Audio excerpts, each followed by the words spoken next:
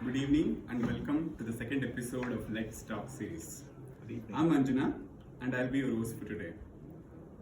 If I say, can you come here and stand and speak for 5 minutes on any topic of your preference? How many of you would say, oh, that's no big deal, I can do it comfortably? Can I have a rise of hands? Okay. So Sudhish, you're recording, right? We have a few speakers for our next sessions.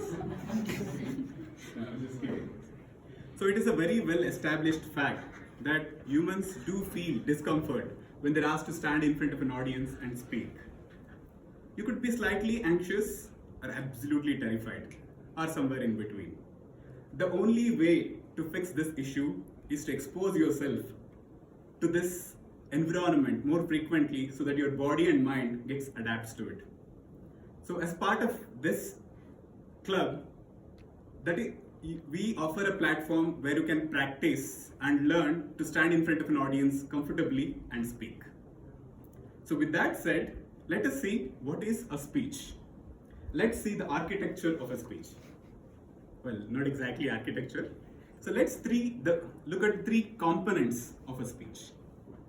A typical speech has these three main components: opening, body, and conclusion. What is opening? Opening is anything that captures the attention of the audience and also sets the context for the content that you're going to speak for the next few minutes. It could be a question, or it could be a fact, or it could be some phrase. For instance, like if you want to motivate people to join gym and become fit, you would say, a journey of 1,000 miles starts with a single step. That is your starter. Or say, for example, you want to talk about test cricket.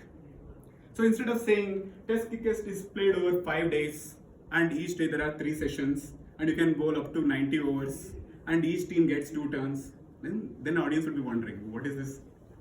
What is he saying?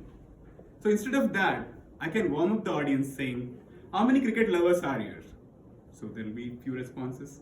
And then say, which is your favorite format? Is it the T20 or the ODI or the test?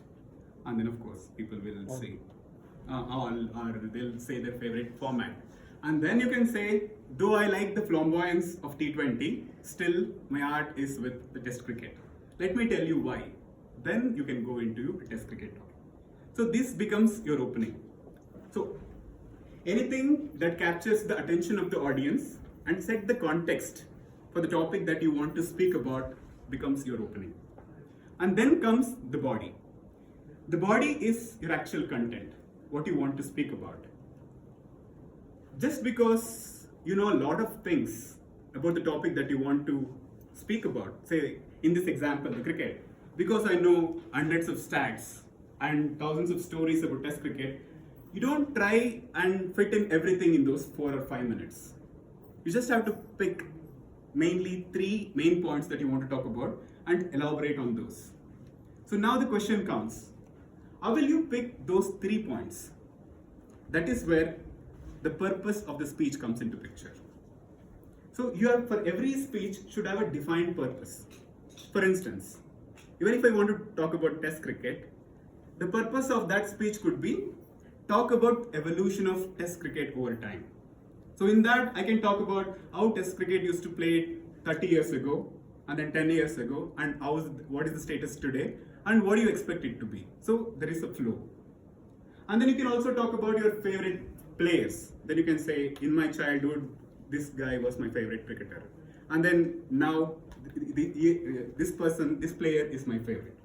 So you can choose those 3 points easily, which aligns with your purpose.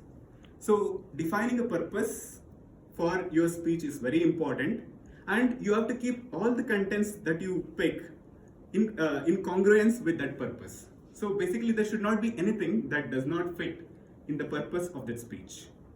So once you package your speech as main 3 points and elaborate those, finally you conclude your speech. Your conclusion could be a short summary. Say for instance, your speech is about like how to get fit. Like then you'd be talking about your food and how you have to train and probably find some buddies who would help you when you're not motivated. So finally, you can say that, okay, if you take care of your food and work out regularly and find a friend in the gym, then your fitness journey is on the way. So you can say something like that. Or you can have a philosophical take about it. Say, for example, I attempted these 3 things, but I failed, but still I enjoyed. So it is not about the results that you get at the end, but it is about the journey.